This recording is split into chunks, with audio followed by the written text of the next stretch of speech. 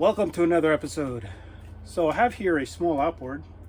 It's a 2 horsepower Honda, and I've been looking for a small outboard mainly for weight. This one weighs about 27 pounds or so, and this is not meant to power my boat as an auxiliary engine or anything like that. This is just for my dinghy, but I do want to find a good spot to store it while it's on board. And the intention is to strap down the outboard, at least on an offshore passage, to the deck. It does have small feet on one side for it to lay down that way. But I would like to strap it down in front of or behind the mast for longer offshore passages. But for shorter passages, I want to mount it to the push pit here. And they do sell some commercially available rail mounts of all different price ranges, ranging from $30 to several hundred. But I thought this would be a good project to do, not only to save the cost, but I think I can make something that looks good and utilize the materials I have on hand, so I wouldn't have to spend anything. And originally I wanted to knock together some sort of bracket out of maybe 2x4s or whatever scrap I had laying around. Then I realized I have some yellow bowlow, which is very similar to teak, although a little bit more yellow. And the idea here is that I'll kind of epoxy these together and then use some random screws that I have here to glue and screw. And then finally, I have a stainless steel plate, a bit thicker than I need, but this will kind of wrap over the top to accommodate where it clamps.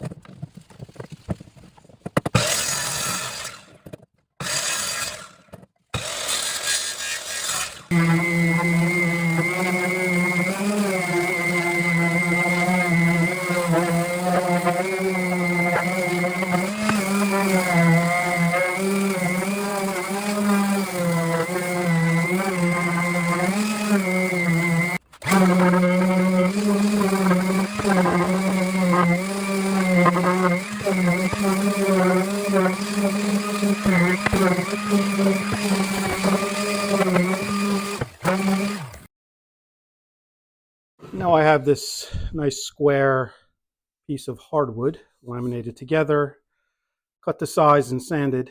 There are some holes, or there were some holes here that I tried epoxying shut. This one opened back up, so I'll refill that. But in either case, these will be covered with the sheet metal piece, which I'm going to be wrapping over the top.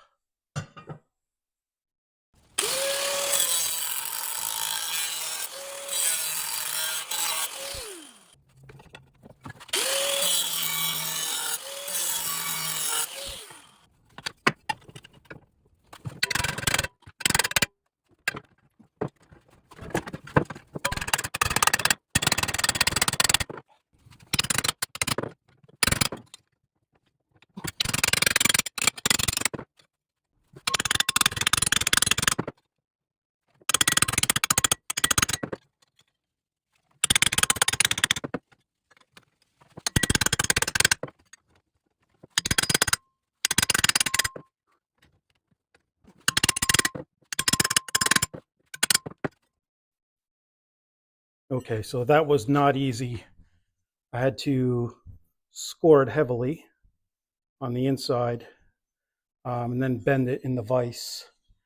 But I'm pretty happy with the fit now. Kind of like that. So I'm going to have to address the surface here. I want to see if I can get that to look a little better.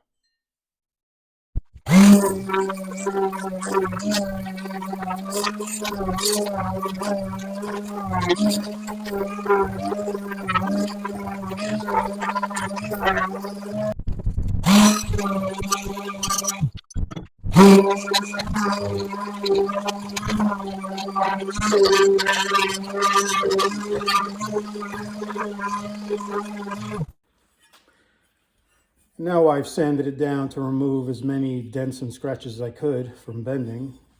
So I first sanded it on a belt sander with 80 grit, then moved to the orbital sander with 80 and 320 grits. Let's see how this comes when I polish it.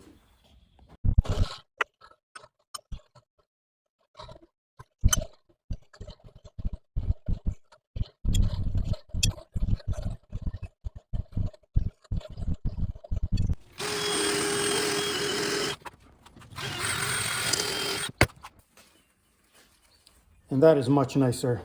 So I just used a polishing wheel with some rouge or rubbing compound, and then a buffing attachment. And I got this mirror finish. I mean, you'll see some dents up here if you look close enough, and even some light scratches, but this is going to get used pretty heavily, so I think this is more than good enough. And I think that's it for this stage. So I was thinking about recessing these screws and then installing some plugs. I do have this set of plug cutters, just make them out of the same wood. But I don't think I'm even going to bother. These look fine. And I'm now going to concentrate on the mounting part. Okay, so originally I was thinking mounting it just like this. And maybe using some wooden clamps that I'd make up like I've done in the past. But then I realized that really this actually needs to be behind here because the outboard needs the back surface to mount, and then the clamps go here.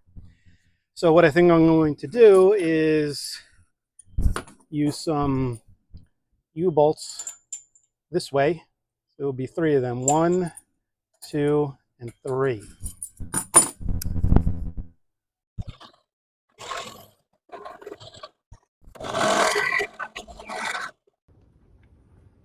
And now for some dry fitting. I've got it mounted up, and I think that'll do. That is very heavily built. So just need to varnish. I'll probably use Cetol. We'll be done. And here on the back side, you'll notice that the nuts for the U-bolts are installed in a deeply recessed hole with a washer. And the reason for that was that these could not protrude too much, otherwise they'd interfere with the outboard itself where it clamps down.